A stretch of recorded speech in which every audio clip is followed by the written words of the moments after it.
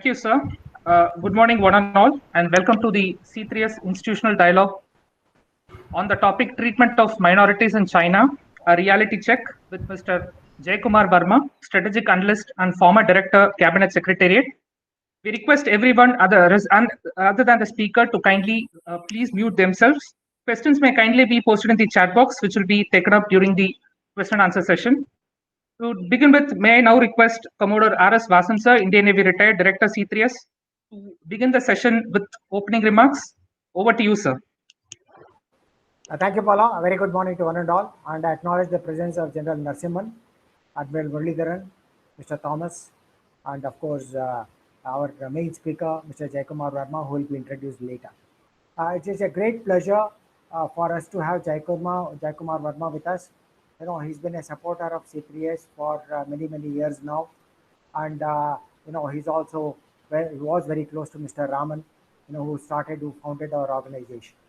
And you know, he makes it a point to send his articles immediately, whether it's in Pakistan or whether it's in China, and being a strategic analyst of great repute, you know, working from Delhi. You know, he makes it a point to share all his writings and analysis, and for which we are very grateful.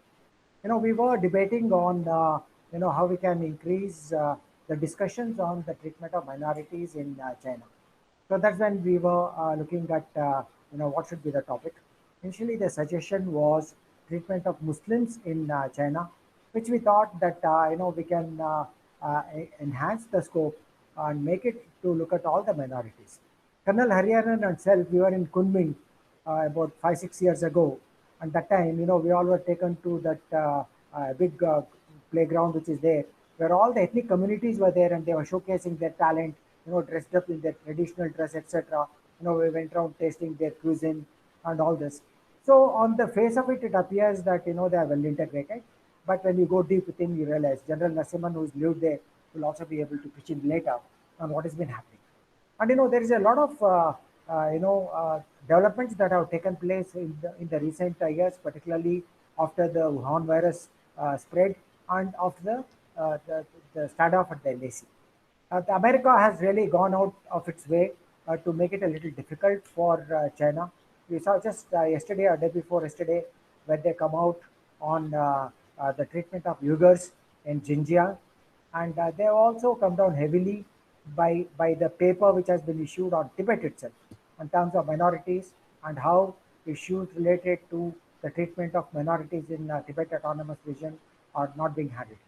And so, you know, and this is a policy paper, no, it's a government paper. It's not that it is being discussed in the academic circles in USA, but it's a proper government paper which has been issued on how America looks at the treatment of you know, Tibet region, and also the succession issues of Panchen Lama.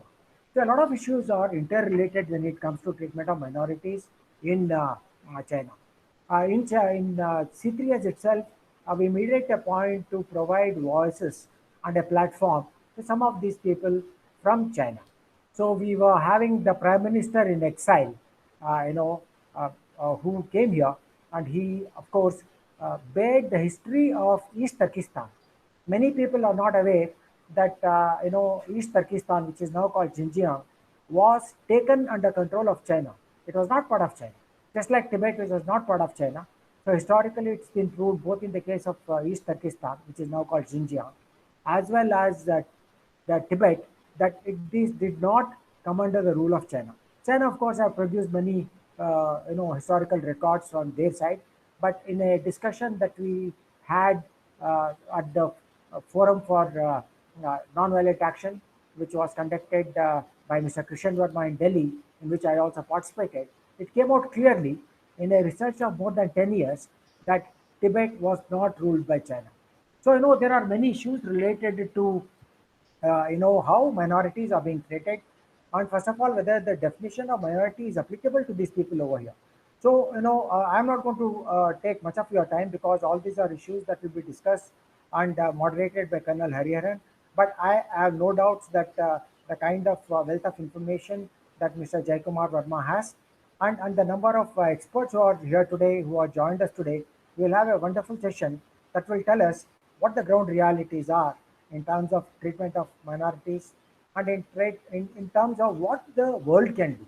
America has of course gone out, but the Muslim countries, including Saudi Arabia, Pakistan, who make so much of noise whenever something happens in Kashmir, suddenly are totally voiceless. They make no noise at all in terms of the treatment meted out to Uyghurs. So this is the irony of what money can do in terms of China. So without taking much of your time in the opening remarks, let me hand over to Colonel Hariharan for moderating the session. And as Bala said, we will provide enough opportunities for question and answer session, and most of your questions can be put in the chat box. And if there is enough time, we'll also ask other experts to pitch in and give their opinion at the end of the presentation by Mr. J.K. Verma. Over to you, Colonel Hariharan, sir. All yours. Thank you, sir. May I now request Colonel Hariharan, sir, member C3S, to briefly introduce the topic before after we move on to the presentation by Sri J.K. Verma, sir. Over to you, Colonel Hariharan, sir. You're muted, Colonel Hariharan, you're muted.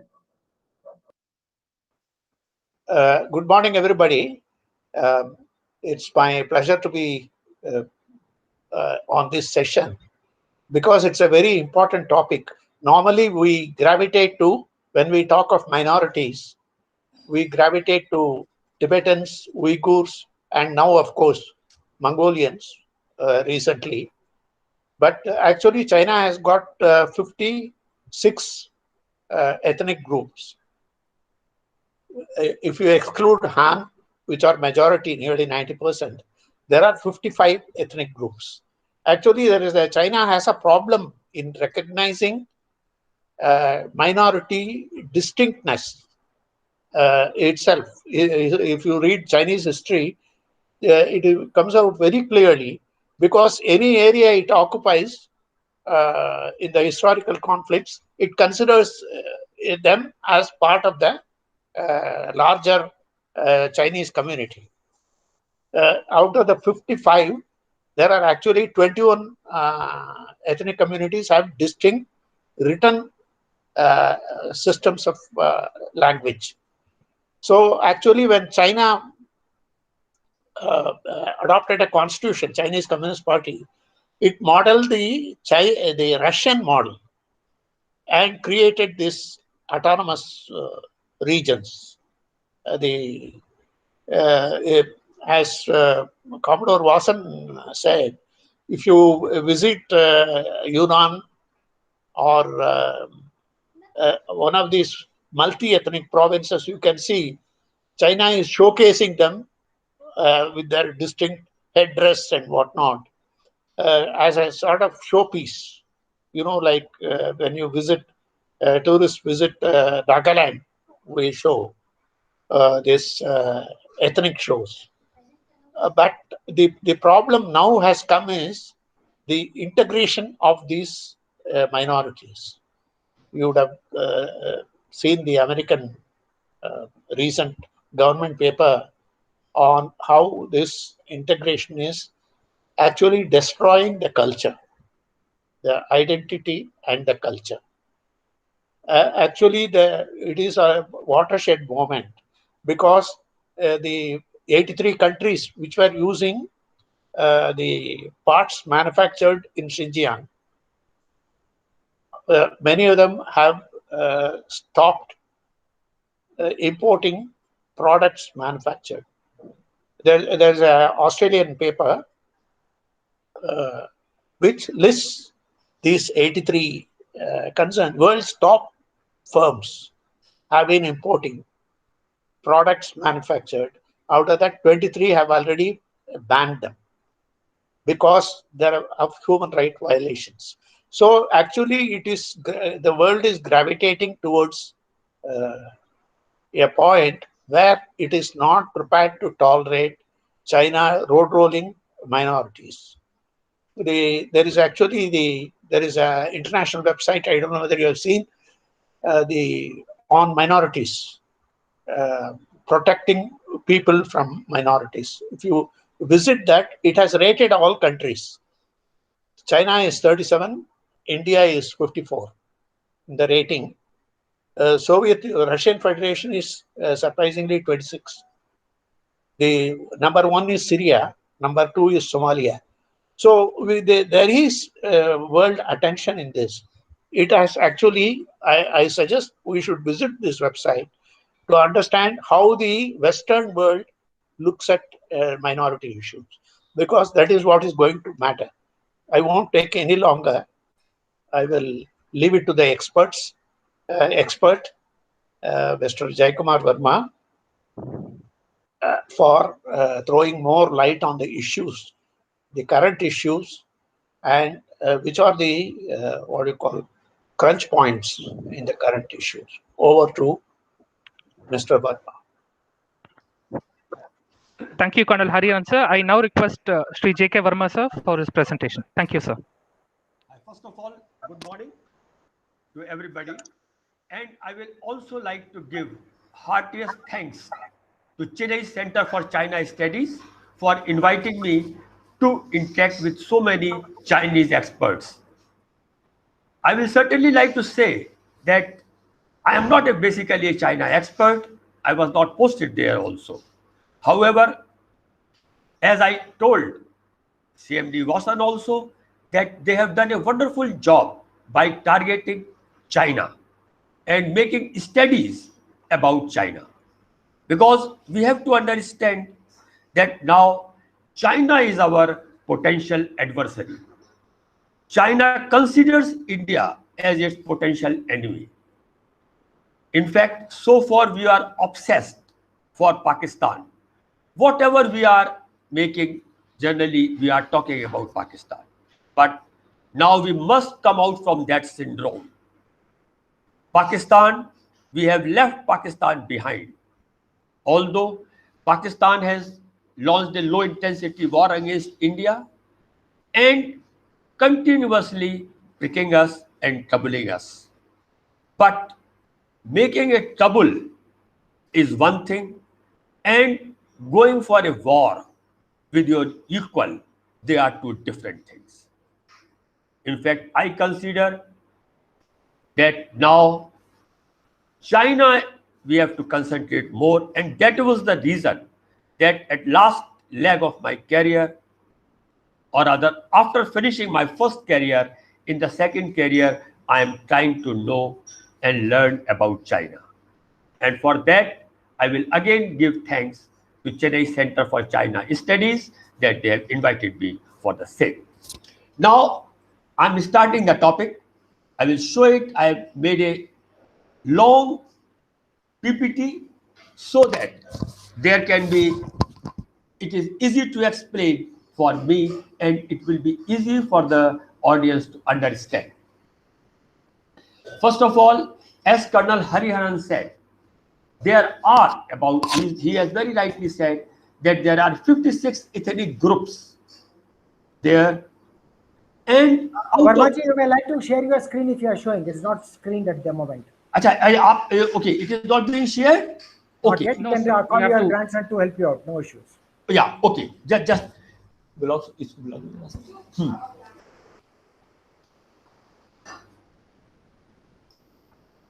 बेटा share करो screen.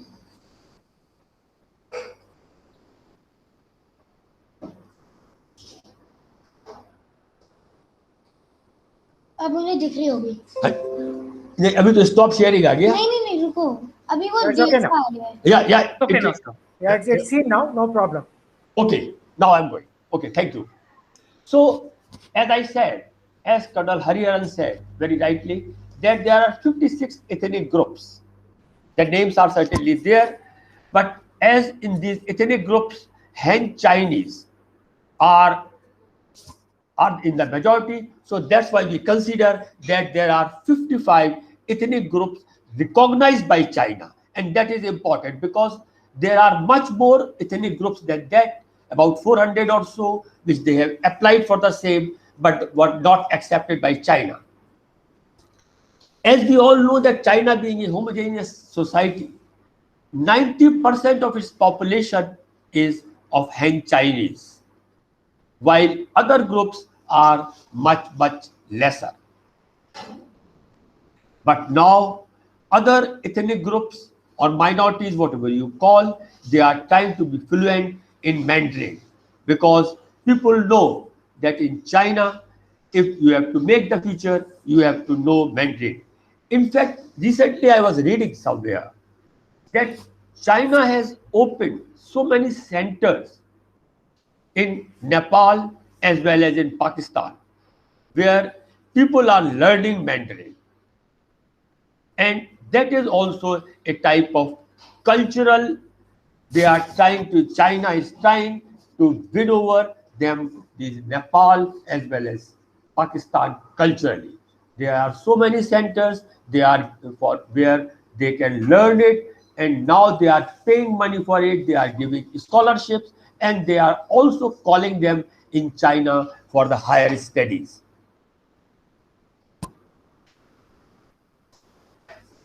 According to 1990 census, as it mentions, that there are about 91.96 Han Chinese, while the ethnic groups are only 8.04% minority ethnic groups. And the other thing is that these minority groups are settled in a concentrated in a particular areas and in the provinces. And in fact, that is the problem China is facing, particularly in Xinjiang province, because of the Uyghurs.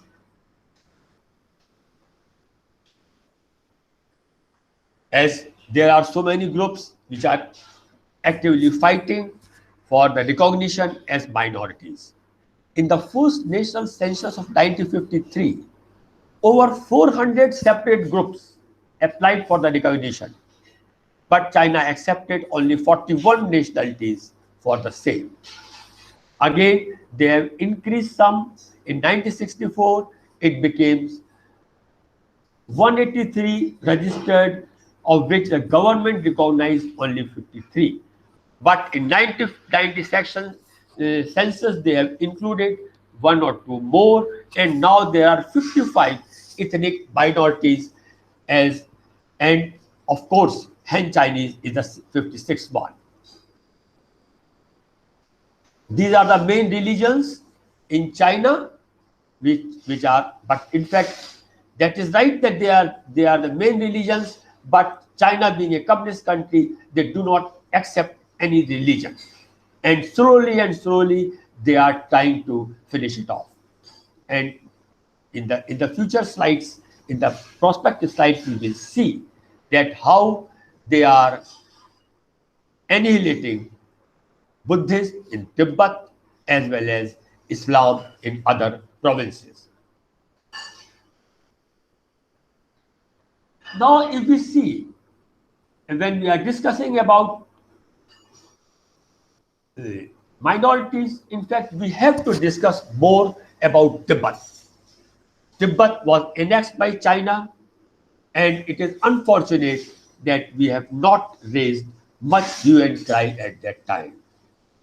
However, we helped the Dalai Lama to settle in our place, but still, after the annexation of Tibet, now the buffer state, in fact, strategically, it is not good, because the buffer state of Tibet has gone now, and it is unfortunate. However, we have to see that Tibet, Chinese are doing all type of repression in Tibet, which is very unfortunate. They are making arbitrary detentions, punishments, etc., and severe violence they are doing. Now, as we read in the paper, and when we meet the Tibetans residing here, they tell that there is intense surveillance in their daily lives. Police checkposts are made, and they are checked each and everywhere. They are not allowed, Tibetans are not allowed to make the peaceful protest even, and they are suppressed with severe violence. There is also extensive use of torture against Tibetan political prisoners. Tibetans charged with separatism can face sentences up to the death penalty. There are also other human rights violations in Tibet, and they are arrested, convicted. There are abuses of the children, and many Tibetans are imprisoned on unclear or unspecified charges. Their families not informed of their whereabouts. In fact, I was talking to somebody and they said that in Tibet the people are afraid of each other. They are not aware. They are suspicious of everybody. They do not know that whether their neighbor is informing the Chinese authorities or their colleague is doing it. And they are residing in this atmosphere of threat and suspicion in their place. We have reached on the place where Tibetan flag, national anthem are banned. Chinese see Buddhism as a threat, and Chinese monitored very closely the religious activity of monasteries and nunneries. In fact, the Larung Gar, the biggest Buddhist institute in Tibet and indeed in the world, was also targeted of a major assault, and thousands of individuals have been evicted and thousands of homes demolished, and those removals continue even today.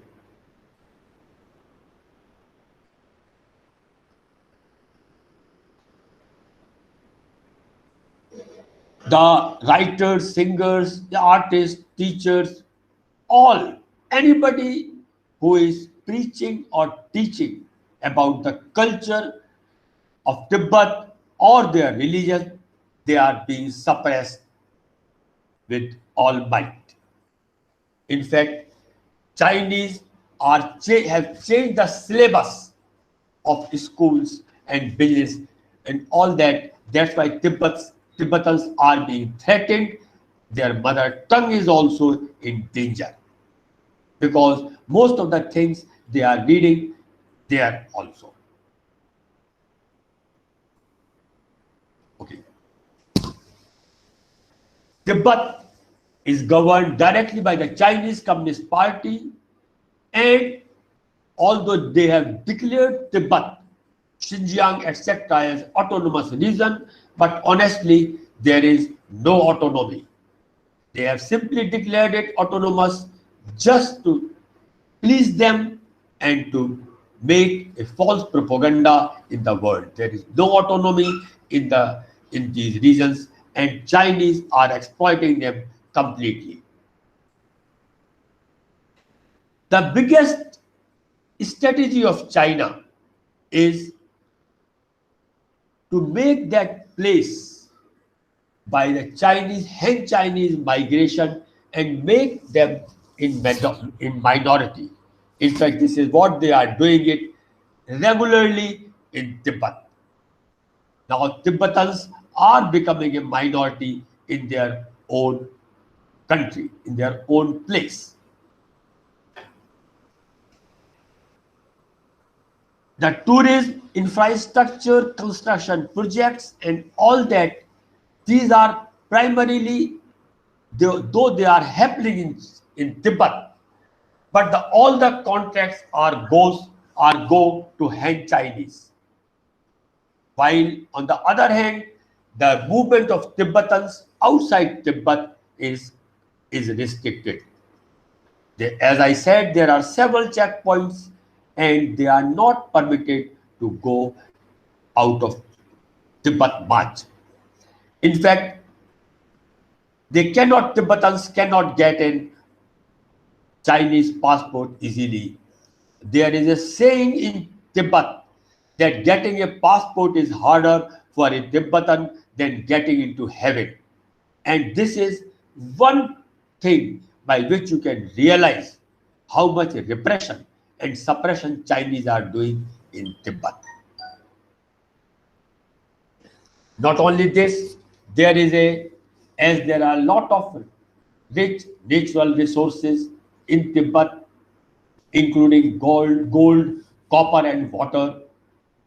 And China, which has emerged as the manufacturing hub of the world. It needs lot many things, lot many minerals to prepare all these products, finished goods, which it is selling to the world. And for that, they need the labor, which they are getting it from cheap labor by this. And not only this, by the mineral, they are digging out the mineral excavation and all that. There is a environmental destruction also in Tibet, and which should be raised by the world. If we see, environmental destruction is still going on, and China, what they have done as their strategy is, they have moved about 2 million Tibetan nomads from Tibet to the other places. And now they are residing in barrack-like urban settlements. And as they do not have the skill, technical know-how to obtain work in an urban environment, these nomads are facing poverty, unemployment, and social exclusion. Land has also been confiscated from Tibetans by the Chinese authorities for project construction that local Tibetans are not consulting in.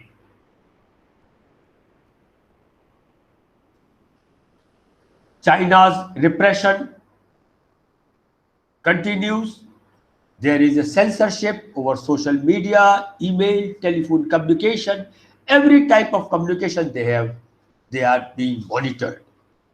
Communication are often blacked out after protests and security incidents. Even the social media is not working properly there because they immediately black out the internet and other places. China, there is a strict flow of information out of Tibet. Foreign journalists, human rights organizations, diplomats are rarely allowed entry into Tibet. And when they have allowed to go, they are closely monitored and watched by the Chinese officials. And they only go when the places where they want. This is a very common thing.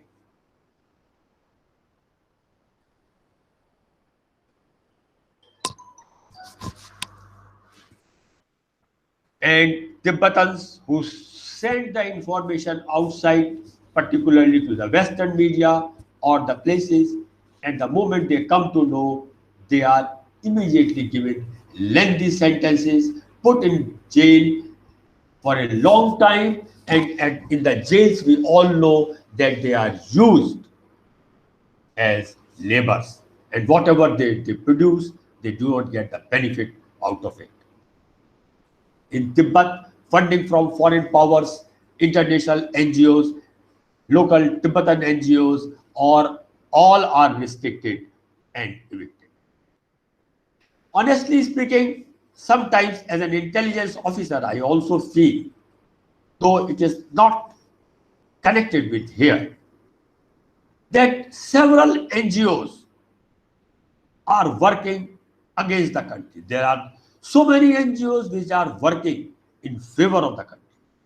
They are really good intentioned NGOs, but there are several NGOs which are working on behest of foreign powers, and they are not doing good to the nation. I mean, this is a very different topic, which I think is not the right place to take. Now coming back to another minority, that is the Muslim minority. There is a pitiable condition of Muslims in China. In fact, China is treating Islam like a mental illness, and they rectify it completely. They want to finish off Islam from China. and very systematically they are doing it. At present, the Muslim population is around 20.32 billion in 2012, which has already increased, and now it is about 20% of Chinese ethnic, 20% of Chinese ethnic population. And this is, we have to see. As Colonel Harian said, there are about 55 minority groups, and out of these 55 minority groups, 10 groups are of Sunni Muslims. That is also important. Here, it is also important to note that in Afghanistan, several times, China is helping Taliban. China is helping Taliban not because of Pakistan, but China is helping Afghan Taliban in Afghanistan because China does not want that Islamic State or ISIL or whatever you call that Islamic State, the present day, which is also trying to gain strength in Afghanistan, should come in power. Because if Islamic State comes in power in Afghanistan, they are going to help Muslims, particularly Uyghur Muslims in Xinjiang Autonomous Region, which is the biggest region in China. And that is the reason, though this is a different topic, but it is a reason that no peace is coming in Afghanistan. There are so many interests of so many countries, whether that is China, whether that is Russia, whether that is Iran. Of course, Pakistan is deeply involved. In fact, although not in the topic, but I say that several times Iran also helped Islamic State. Although the people of Islamic State are Salafi Muslims and they consider Shia Muslims as pretend Muslims, and they say that first Shias should be annihilated even before the Kafirs. But still, sometimes Iran helps IS because IS is attacking US forces, NATO forces led by Afghanistan and led by USA, and that is the reason, just to damage USA, they help them also. Sorry to just go on another topic. Now, as far as the history goes, Islam reached China about 1400 years back from northwest through the Silk Route. And according to a census of 2000, Hui is the biggest Muslim group, consisting of about 9.8 million. Then comes your Uyghur Muslims, then Kazakh, Donzig, Kyrgyz, and these are Uzbeks, Tajik, etc., etc. And of course, beside that, there are also Muslims in Tibet, which we call Tibetan Muslims.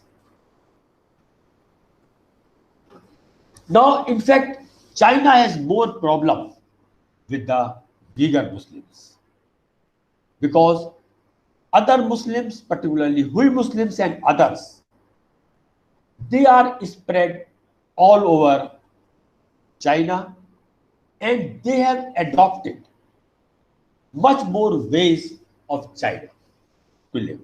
While Uyghur Muslims who are Turkic-speaking people are more concentrated in one region, that is the Xinjiang region, and there they are fighting for an independent nation.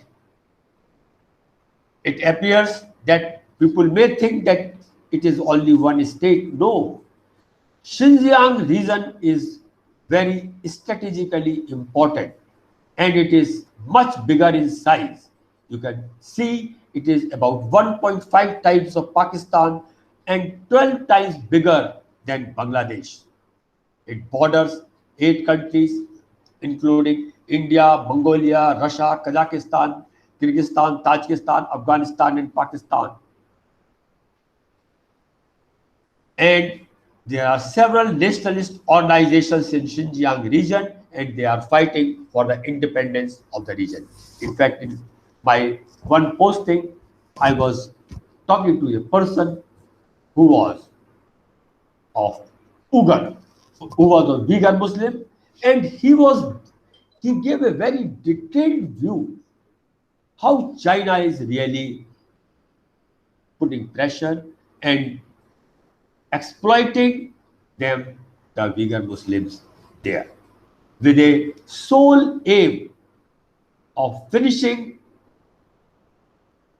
the Uyghur Muslims or making them a minority in their own homeland.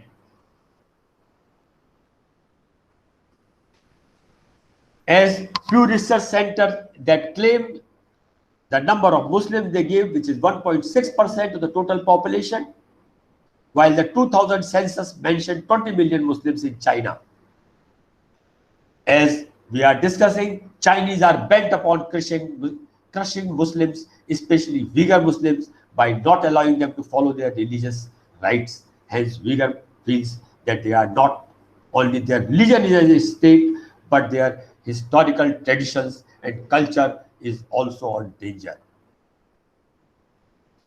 Although Chinese State Administration for Religion Affairs, which is known as SARA, claims that there are that there are 21 million Muslims are residing in China. There are 36,000 Islamic places of worship, about 45,000 imams, and 10 Islamic schools. However, they are all controlled vigorously by Chinese. Hui Muslims, which are biggest Muslims, which is the largest ethnic group among Muslims, they have, as I said, they have adopted Chinese way of life, married lot many Chinese, and that's why there is a tough fight between Hui Muslims and Uyghur Muslims. Uyghur Muslims have joined PLA, and they are also part of crushing the rebellion of Uyghurs who are fighting for their right of independent country. There was a time when the Uyghur Muslims became so much against Hui that they have attacked Hui Muslims also, because Hui Muslims, percentage of Hui Muslims is increasing in Xinjiang province, and they have shouted the slogans, "Kill the Han and kill the Hui."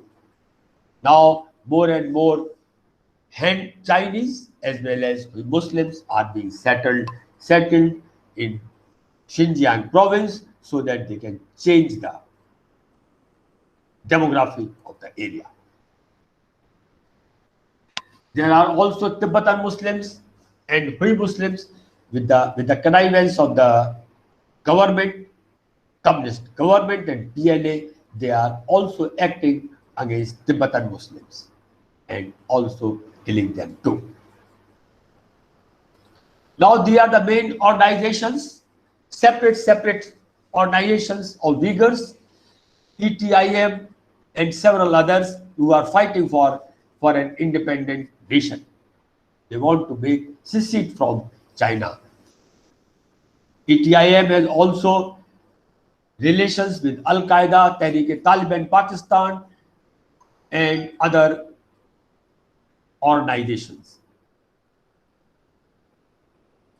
Several countries have already declared it as terrorist organization. These are the name of other Uyghur organizations which are fighting for the country's independence. Now come, because China is also opposing, China is also killing Uyghurs because they are opposed to CPEC, which is the main plan, which is the main thing of Ober, which is a pet project, which is dream project of Chinese President Xi Jinping, because China want to control lot many areas through them. Chinese have put lot many restrictions on Muslims. There are large number of mosques, madrasas and other seminaries. Fasting is prohibited. In Ramadan they are not allowed. They are barred from wearing traditional Muslim attire. There are lot many restrictions on them. Even the cultural activities of Muslims are prohibited in that area. In fact, Chinese government is methodically destroying Islam from the country. The Uyghur Muslims who are able to run from China, they are afraid of their relations back home and their family members. The biggest thing what China is doing is opening of the vocational, educational and training center. In fact, these VETCs are concentration camps. We have very large number of Muslims or other ethnic groups people. They are kept there and they are working as a bonded labor there. If they are not working properly, they are being punished and they are treated very ruthlessly there. And now as they are used as laborers, and that is the reason that in these camps they are keeping Muslims on a very, very small reasons. There's keeping beard, refusing to consume alcohol, refusing to eat pork, refusing to touch pork, and even suspicion of religious activity. The biggest problem is that PLA and other Chinese administration, they put their officials in the families of Muslims. Means they go there and officially they live with them. And they observe whether they are observing religious things. If they are doing the religious customs, they are put behind your concentration camps or VTC, whatever you call. There are also reports that these Chinese officials who reside there, they sometimes also harass the women, Chinese women in these homes. But now there are so many countries who are coming against these concentration camps, and Chinese are saying that they are not much in number, but according to reports, there are still 380 detention centers in Xinjiang province alone, and not only this, that they are kept extrajudicial camps there.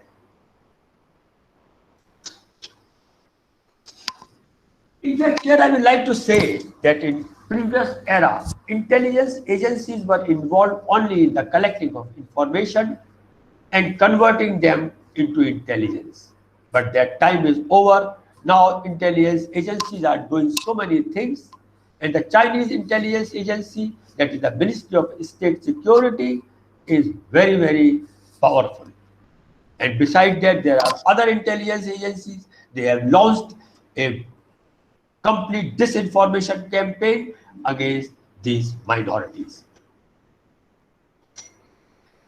Chinese intelligence agencies are also collecting information through cyber spying, signal intelligence, as well as human intelligence.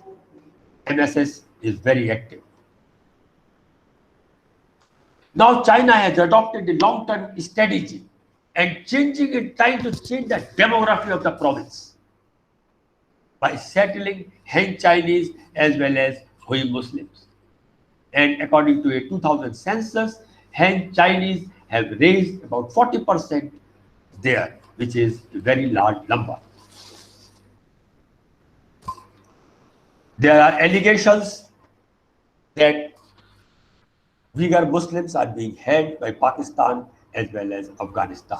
But when I hear say held by Pakistan, it doesn't mean Pakistan government.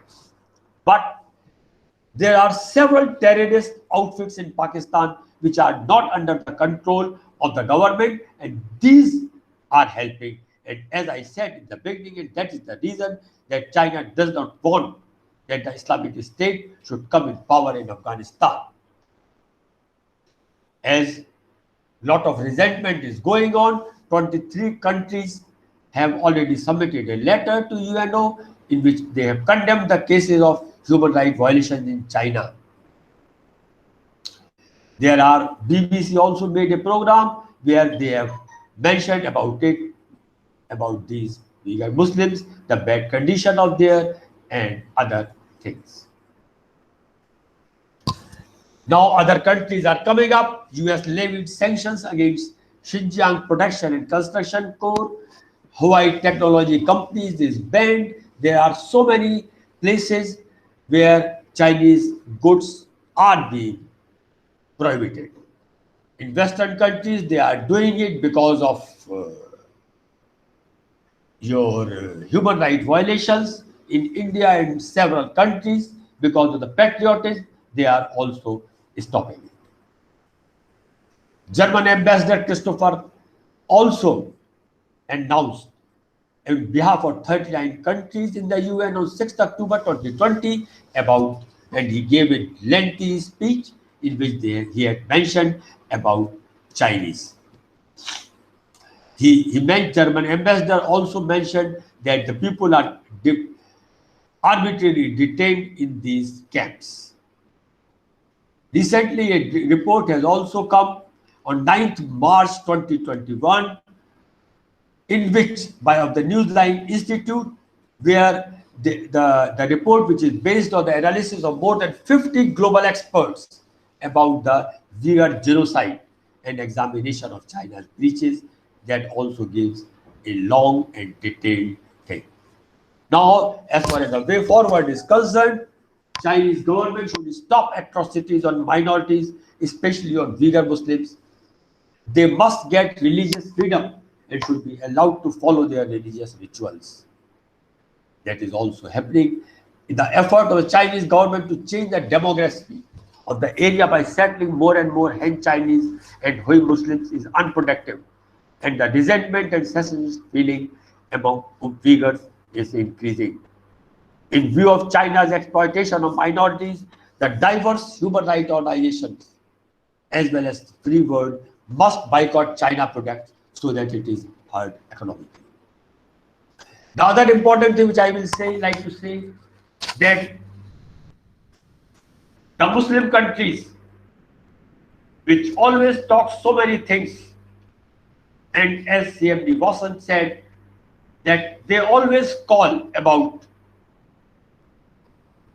Kashmir, they should also mention about the repression of Chinese or the Muslim and other minorities, Tibetan minorities in their own country.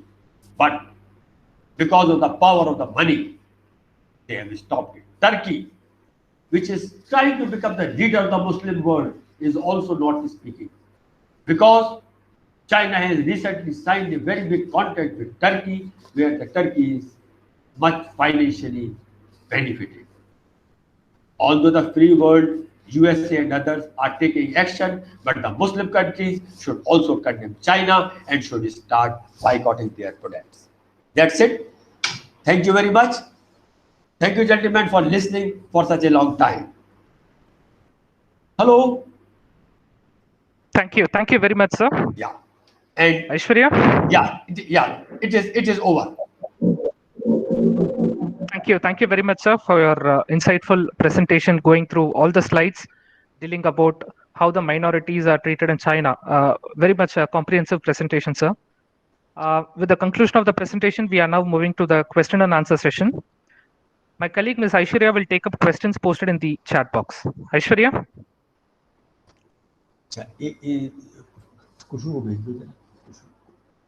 Yes, sir. Thank you, sir. Yeah, please. Hello. Hello. Yes, sir. We are very much there, sir. Yeah. You have put the chat box. Chat box. Sir, I'm taking up questions for you, sir. Okay, yeah, please. Yes, sir. Yeah, okay. In fact, now I can Stop. see also. Yeah, Yeah. chat box is open. You can stop sharing, sir. I can see the questions from my side. I'll take it up for you, sir. Okay, okay. I should stop it. Yes, sir. I request you to please stop sharing, sir. Okay. Yeah, Thank you, please. sir. Okay. First question is by Mr. KV Thomas, sir. He has asked, thank you for your presentation. After the annexation of Tibet, China has gradually changed their policy towards Tibet in order to win over the confidence of large majority of Tibetans. Even the senior Xi, the father of the present Premier Xi Jinping, had established cordial relations with the Panchen Lama. If that be the case, how factual is the extreme violation of human rights by China in the Tibet Autonomous Region? Yeah, in fact, what you are saying, it appears and the reports indicate that these are only superficial arrangements. They want to have a wedge between Dalai Lama and others. Otherwise, the repression, particularly the change in the demographies, settling more and more Han Chinese, Uyghur Muslims, but not Uyghur Muslims, Hui Muslims there, that is continuing. China's policy is of changing the demography. One. Number two, China is exploiting the mineral resources of Tibet. And I feel this will continue because China is a very expansionist country and its aggressiveness is increasing day by day. So the chances I feel that they will make much concession in China is remote.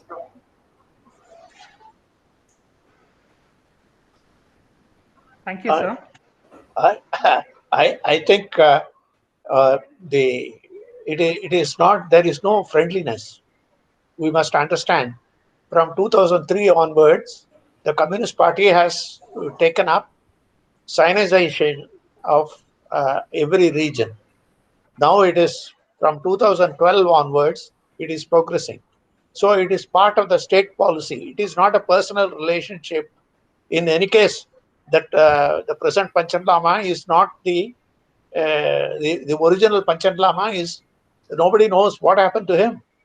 This guy is a nominee, the present one. So we should not confuse these symbolic things.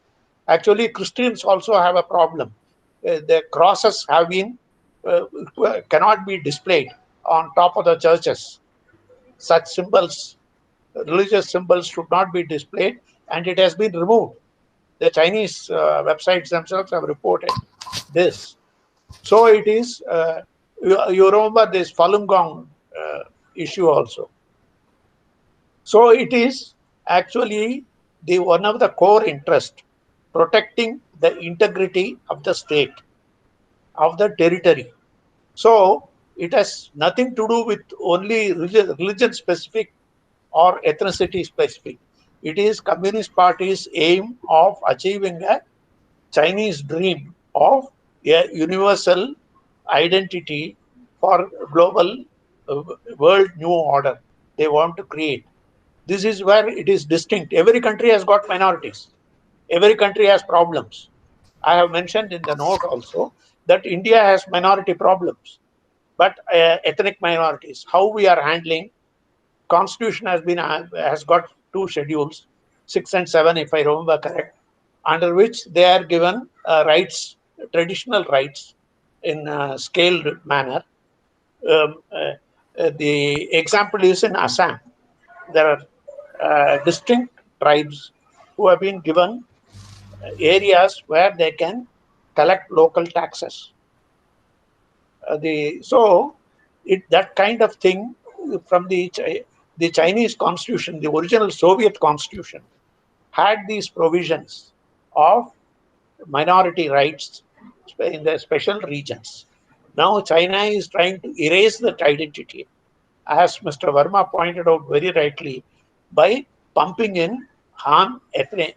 There is a carrying out ethnic change, and also shifting of Uyghur population to the factories elsewhere. This is what is happening. So we should not get confused by this focus on religion. It is much beyond religion.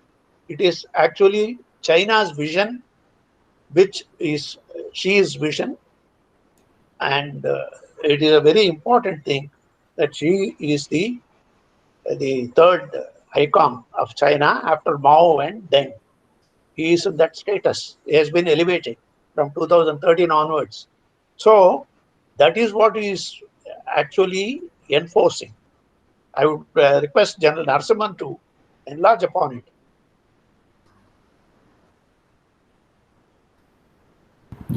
I have a few points on what Mr. Verma had spoken. It's a very well covered presentation. I had no quarrel with whatever he said. Absolutely right. What we also need to look at the way China is trying to change the thinking and the integration with Tibet. One of the points which he mentioned in his presentation is also how the curriculum in schools is actually being tailored in a manner that the Tibetan ideology and the Tibetan culture slowly and steadily gets eroded over a period of time. There is also a restriction on students above the age of, say, 14 or 16 studying in Tibetan schools. You can't study in a Tibetan school. You have to study only in a Han school. So these are issues that have come up. If you go to Lhasa today, Lhasa you can distinctly see in two parts. One part is the old Lhasa, the other part is the new Lhasa. The old Lhasa still retains some elements of the old tradition and the traditional buildings, etc. If you look at the Barkor market, which is around the Jokang monastery and other places, they are more traditional. The new Lhasa is entirely different. That is totally teeming with malls and other things, eateries, etc. And that Lhasa says that it doesn't sleep 24/7. I mean, there's a different culture that slowly is coming into Tibet is something that we need to understand. Mineral resources, I have no quarrels with that. If you see that if it is your country, obviously you will exploit the mineral resources of that particular region. We all do. We all have this thing that Tibet is an annexed place, and so we keep talking about mineral resources. But if it is part of China, even if any part is part of India, you will make use of the natural resources that are existing in that country. I think that should be seen in that light.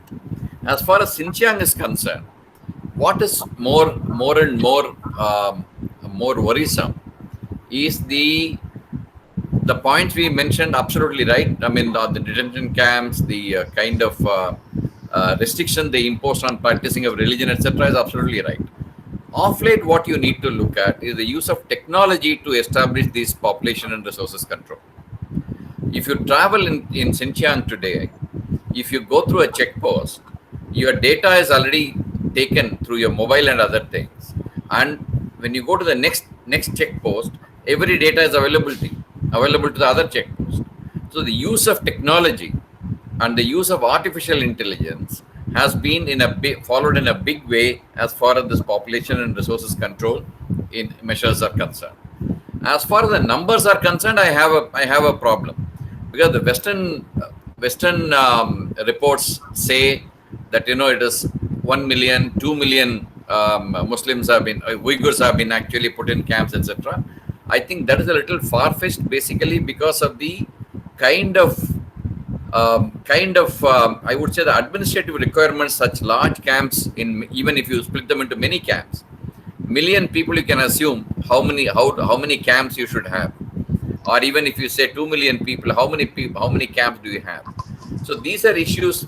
There is a bit of exaggeration, I feel, is in the Western reporting, but there is no questioning that there have been these detention camps, the Uyghur suppression, etc. There is no doubt about it. Immediately after 2009's riots in Xinjiang, I had visited Xinjiang 1 month after the riots, and one could see the kind of PLA control in Xinjiang. If you look at Urumqi today, which is supposed to be the heart of Xinjiang, the capital of Xinjiang, in the center part of the city, you will not find a Uyghur. You will find the Uyghurs all around the back alleys, probably selling some dry fruits, etc. they have actually been pushed out of the main contention or a main source of the population in Xinjiang. In the rural areas, you will find a lot of these grapes, vineyards, etc., which are actually manned by Uyghurs. That is there definitely. But the fact of the matter remains that there is a stricter control exercise in Xinjiang. He also mentioned in the way forward about the Muslim countries not actually condemning China on their conduct towards Uyghurs, which is literally actually surprising. The Muslim countries do make statements on various issues, but on this issue, they have been very prominently quiet. Why? The reason is that the Chinese have reached out to them in many other forms, in terms of investment, in terms of other ways of influencing the ruling hierarchy in those countries. You will find none of the Muslim countries actually take up the cudgels on behalf of the Uyghurs. Some of the points which of course he mentioned, but not came out very clearly in his presentation, is the suppression of the Christians. Please also look at the suppression of the Christians in a big way, in the sense that you cannot actually practice your religion in China in other than any place that has not been approved by the government. There are approved churches, only there you will be able to practice your religion. If you practice your religion anywhere else, you are liable for detention, you are liable for arresting and various other issues. Similarly, please also understand how China has been forceful in taking up the case with Vatican on the appointment of the archbishops and the bishops in China.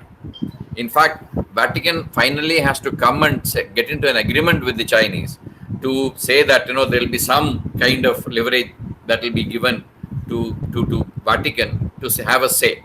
But ultimately, the appointment of the bishops will take place by the Chinese government. There is no way that the Vatican can do that.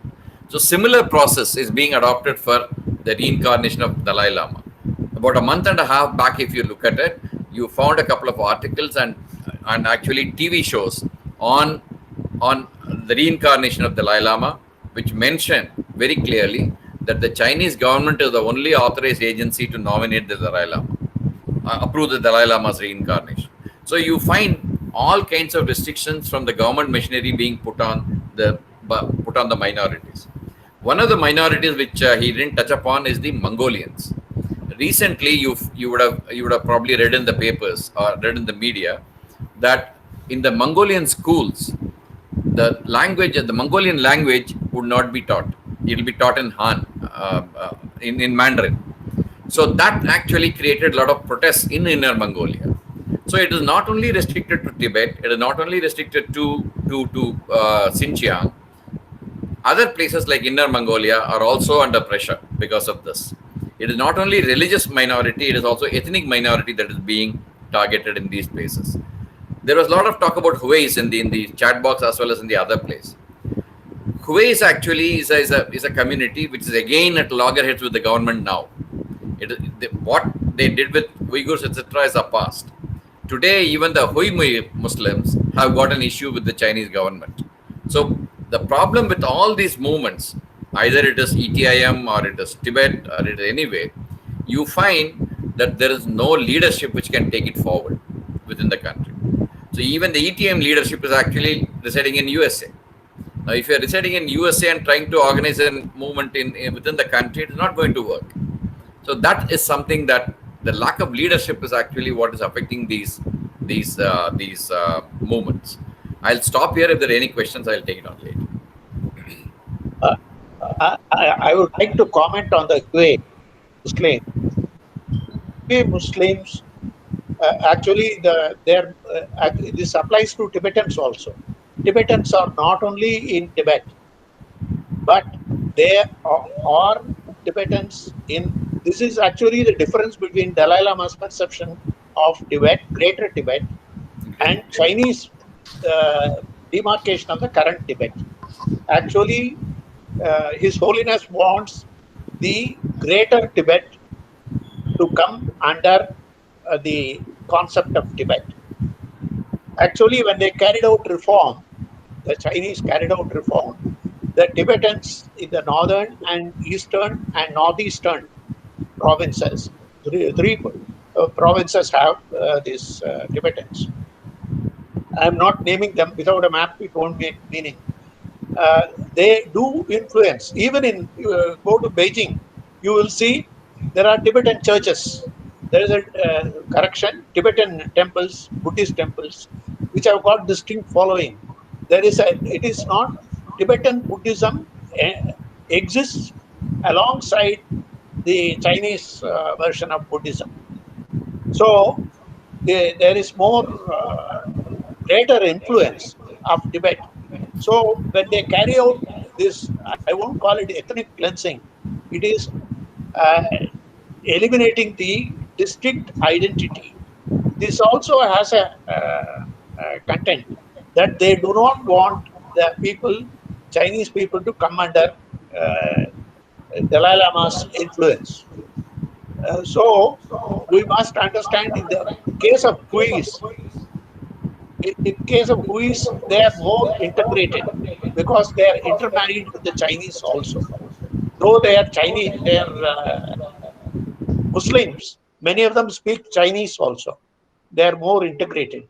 So I think there was one question on how they are using Hui troops in the PLA against, I think Mr. Verma had mentioned.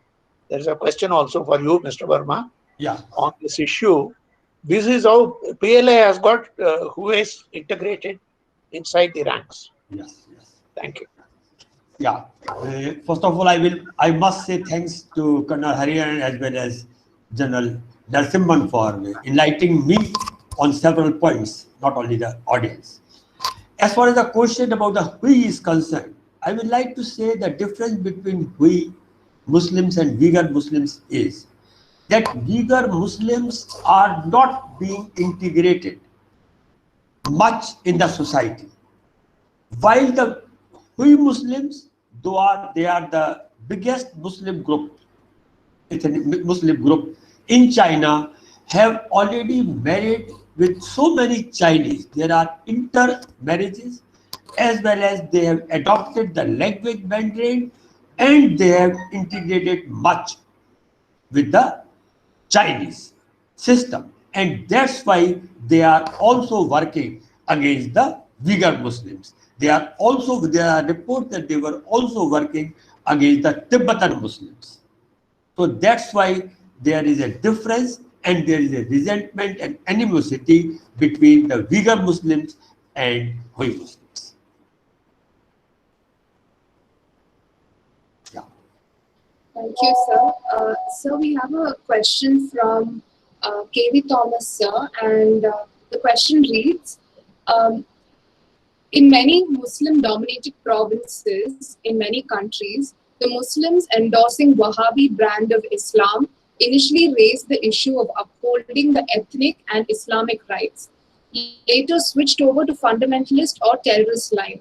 If that be the case, can we blame China for taking strong measures against Xinjiang uprising? Well, here I would like to say one thing. Fundamentalism, extremism, and terrorism, they have no limit and they have no boundary. If you see the example of Pakistan, first Pakistan has mitigated, finished, exterminated the minorities. Now the minorities are showpiece there. I remained posted in Pakistan for 4 years or so and met not many persons.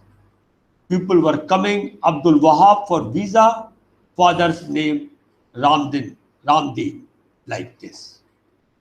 However, once they have subdued, exterminated, or took the minorities near extermination, now they are against Shias. There are so many organizations in Pakistan which are against Shias and are killing them. Shias are about 20% in Pakistan and now they are trying to exterminate them. What I want to say that after the minorities, after the Kafirs, whatever they call, they will start fighting with Shias. And once Shias are subdued, exterminated, or came in the border, then they will start fighting among themselves. There are Salafis, there are Wahhabis, there are so many different sects in Muslims.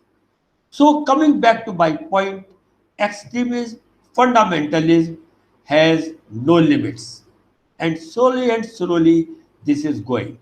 And that's why, that is the reason that in Islam, this is happening everywhere. In fact, if you see at present in the world over, there are more fights between Shias and Sunnis.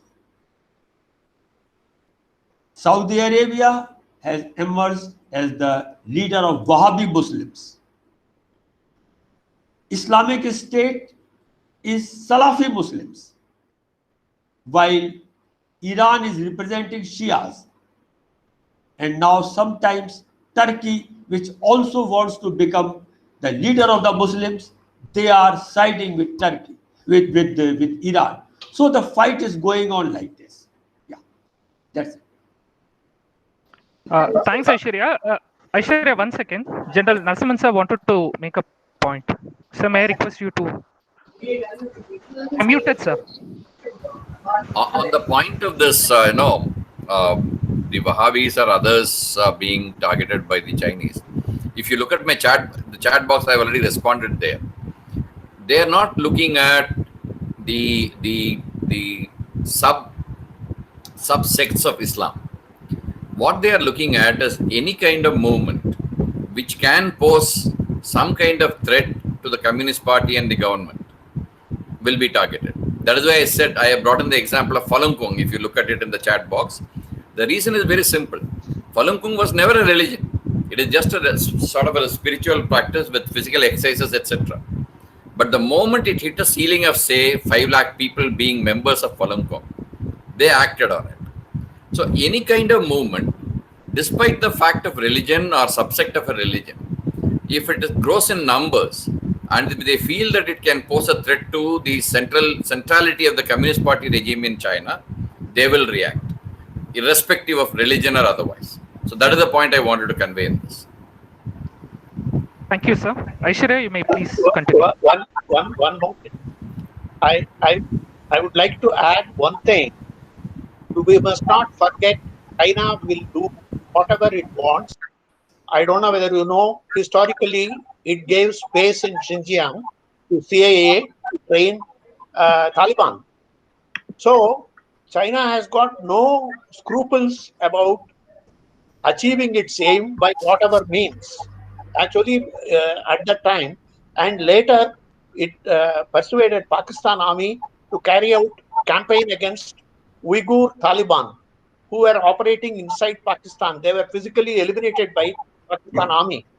So we must understand this nuanced approach of Chinese. Their self-interest is the core. Thank you. I think it was a very nice presentation, Mr. Verma. You have covered a lot of ground. Thank you. Thanks again. Thank you very much. Can I come in for a minute? This is Krishan Verma here. Please do, Mr. Krishan Verma. In fact, I was about to request you to come in. Please go ahead. No, I was hearing this very patiently, and I must compliment Mr. J.K. Verma for putting together a very comprehensive piece of information for people to understand what the situation of the minority in China is. And I'm glad, I think both Mr. Hariharan and General Narasimhan so aptly put some complementary information on that to give us a holistic picture of the state of minorities there. In fact, I was going to point out that the presentation had left out the very important Mongolian, the inner Mongolian, the main Mongol region, and the kind of I would use the word atrocities that are beginning to be committed by the Chinese Communist Party on the name of those people. And repression, as well as forcing a language on them which is completely alien to them and their traditions and their culture.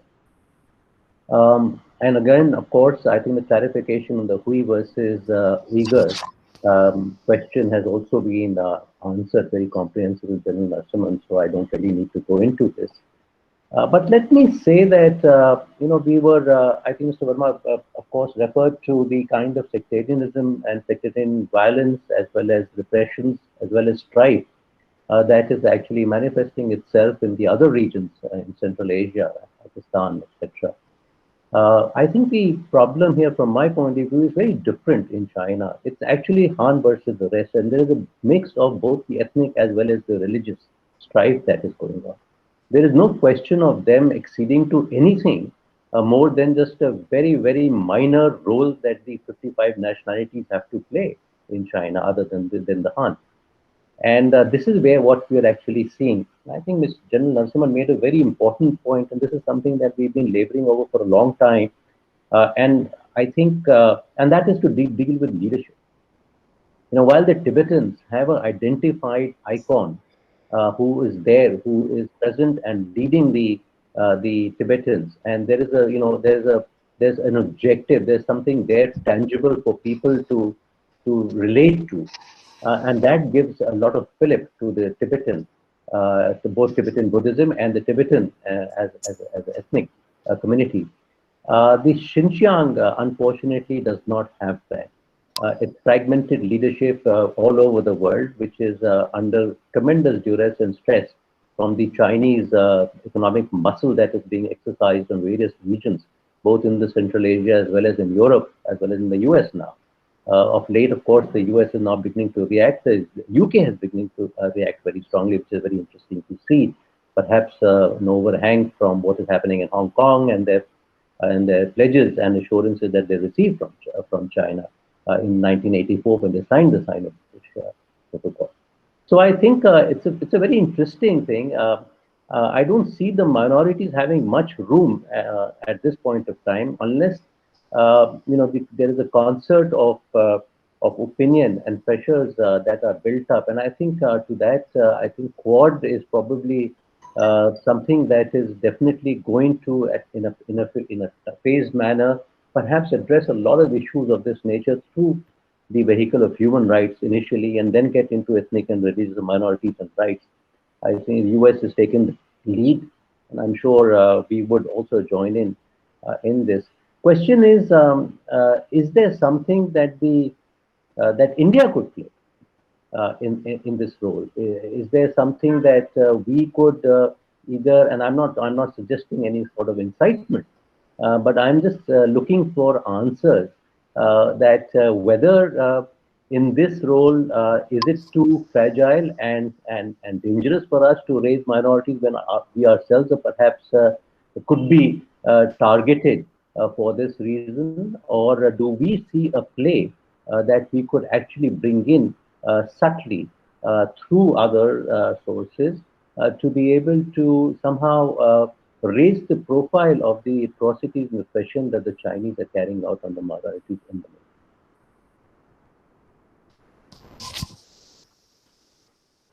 Bala, 1 second, just hold on. Anybody could take this. Yeah. Thank you, Mr. Verma. Also Mr. Dr. Bomdev is here from Nepal. He had made some observations in the chat box. May I request him to just chip in for about 3-4 minutes and tell us what's happening in Nepal in terms of minorities and also the Chinese influence. Dr. Bomdev, are you there?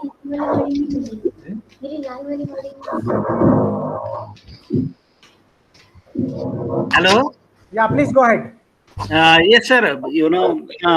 There are some sorts of program, that Chinese, they are going to promote the NGOs, local NGOs. I already mentioned, which they have some sorts of Chinese language class they conduct, and besides that, there is a powerful institution, Confucius Institute, that has been stationed in Kathmandu, and it promotes cultural, a kind of cultural relation in between Nepal and China. The intrinsic thing, I don't know what they usually do, but seeing, and they have they would like to promote the culture and the education program in China. And China is, the scholar, they come here, and there is also China Study Center in Kathmandu, and which usually conduct the seminar, webinar like that. Once I was invited to have to present the paper on the various facets of Nepal China relation.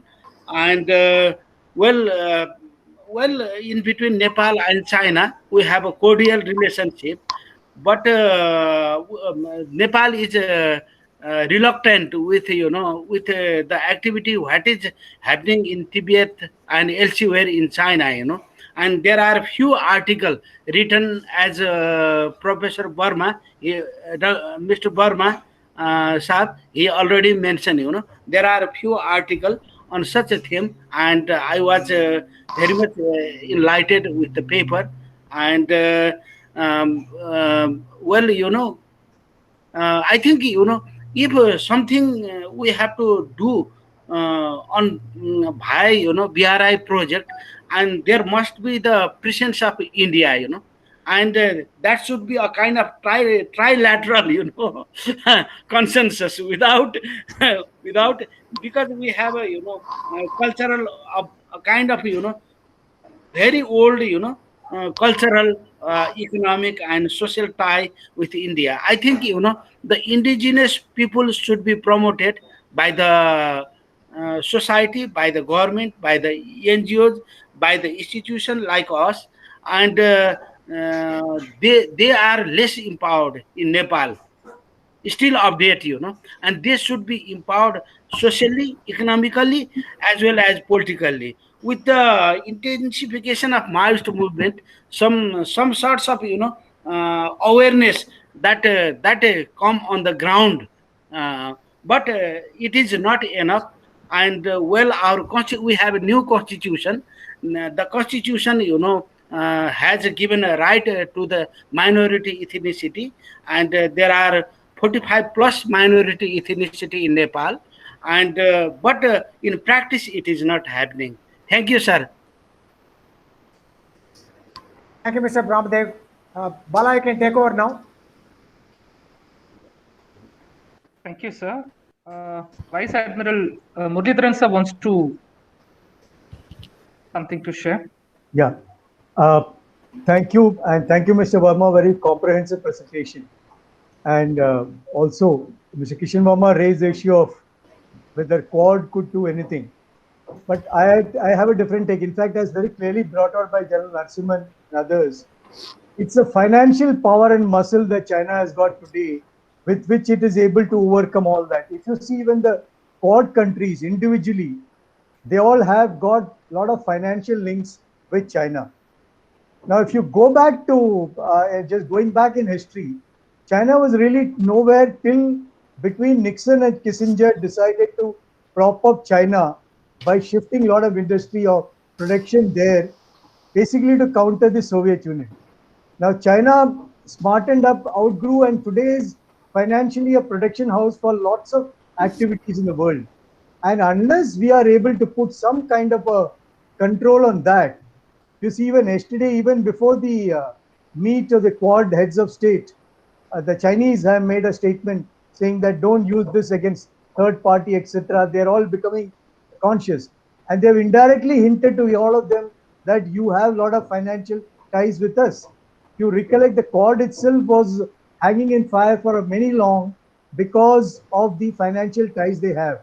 So unless as a world as such comes across and we shift some of their industries there, which again will the industrialists who are benefiting it that, will they be willing to do it? Will they shift to that? Because the Americans supported it coming in a big way. It is just that China got out of control. So in my view, unless you are able to put economic pressure, you really will not be able to have any kind of say in what you want China to do. That's my point. Thank you, Admiral. I think that these points will continue to be debated. We're also going to have a separate, discussion on Quad itself. But in my assessment, I have always been a staunch supporter of Quad, right from the time it was instituted. And the underlying philosophy is very simple. What you cannot do alone has to be done by alliance. If you're having an economy of just $2.5 trillion and you're trying to compete with China, you cannot do it. That is a harsh reality. And therefore, America, which has a economy of $20 trillion, which is still 1.5 times that of China, if you gang up, if China was not concerned about Quad, why would he make a statement? He is concerned. It's all about being able to put pressure on him through any apparatus that you have. And Quad is not a security alliance anymore. We can see that they already expanded to vaccine diplomacy. They're looking at alternate supply chains. They're looking at, bringing pressure. They acknowledge the role of ASEAN. And in the recent survey, which was brought out yesterday, within the ASEAN, 60% people do not like China. And that number has gone up from 50%, which was a few years ago. So there is a sentiment against China, and China is worried about it. And so this is for us to make use of an opportunity and use a collective bargaining power. The whole idea is to make China, conform to international norms, which is becoming difficult. What is the tilting point which will make China tilt towards this? It's not going to happen overnight. I totally am with Admin Muralidharan when he says that unless you have the economic power, you'll not be able to challenge him. But which is the same thing that Quad is trying to achieve by dismantling it.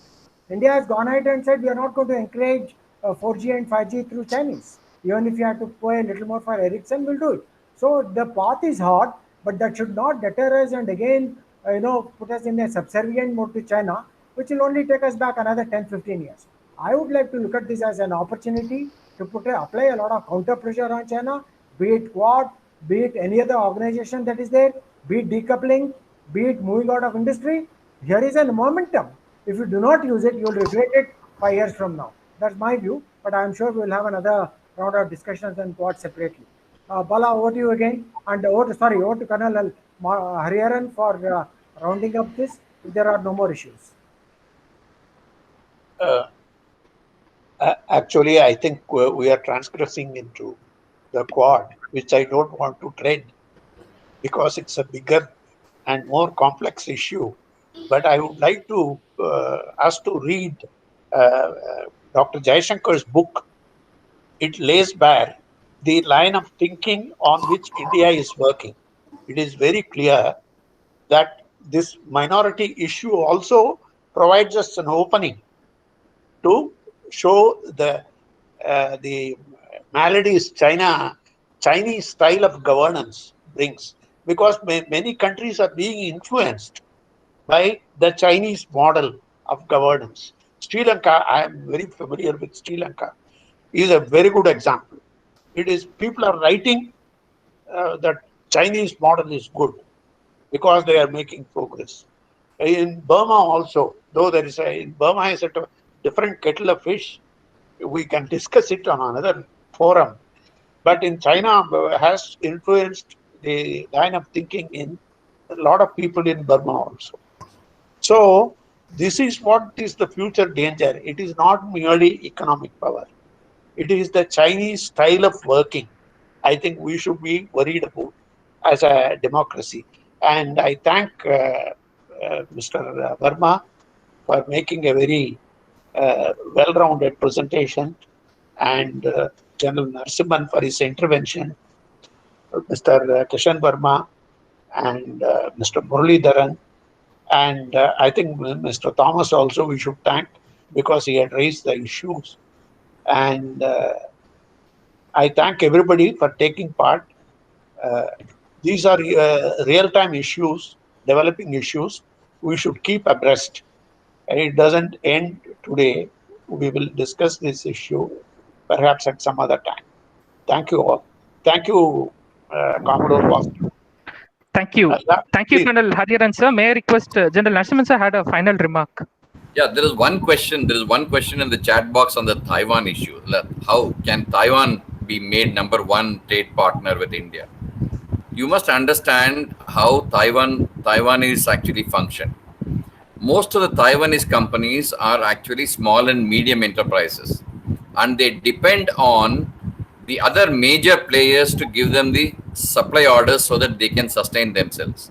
So in such a scenario, and also their expertise is limited to only a few issues, like for example, semiconductor industry. So, for example, the electrical batteries for the electrical vehicles, such like things, a few of them they are good at. That does not mean they'll be able to replace China totally. So that is something we need to understand. The structure of the manufacturing capability of Taiwanese, and also how they are functioning with the small and medium enterprises. 95% of their companies are all small and medium enterprises. So that is what I wanted to cover. But there are certain deadlines which will not go into this at this point in time. We can go for the next session whenever it happens. Thank you very much. Thank you, sir. May I request my colleague, Ms. Nisha, to present the vote of thanks? I think Mr. Kishan Verma has raised this. No, I just had a small point to make, and really what Mr. Narasimhan was referring to. I think you're absolutely right, Jamil, about the SMEs and the MSMEs. But I think the size of those SMEs are way different from India. I think we should keep that in mind. The scale of those are much larger than what India did. So there is, and I think that, I'm sorry to sort of go back into this point, but just touching that point, they have such emerging technology. And I think that's the lead that is coming in. Taiwan will probably get a role somewhere along the line. But that's a completely different issue. I think we'll stay back with minorities at this point of time. And I think I will take Admiral Bolidharan's comment also on board, that, this is probably too early. And I agree with it. In fact, I was just very tempted to say, rather than calling Quad a quadrilateral security dialogue, we are very close to making it into a quadrilateral strategic dialogue. I think just keep that in mind. Many things are going to come under this. It's a phase time. Thank you so much. Thank you, sir. May I request my colleague, Ms. Nisha, to present the vote of thanks? Over to you, Nisha. Thank you, sir. A very good afternoon to one and all. I deem it a privilege to deliver the vote of thanks in conclusion of this C3S institutional dialogue on the treatment of minorities in China, a reality check.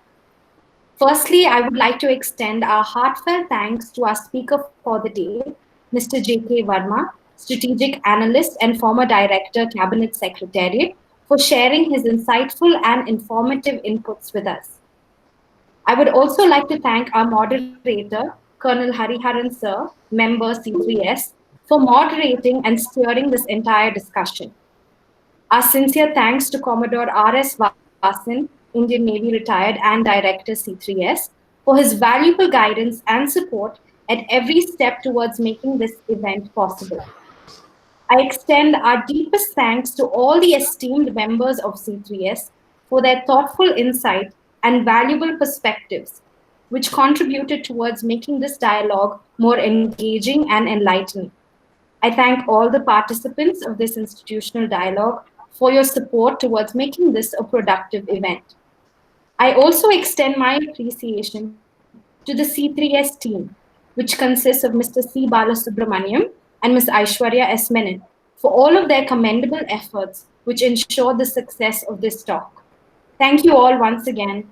Jai Hind. Jai Hind. Thank you.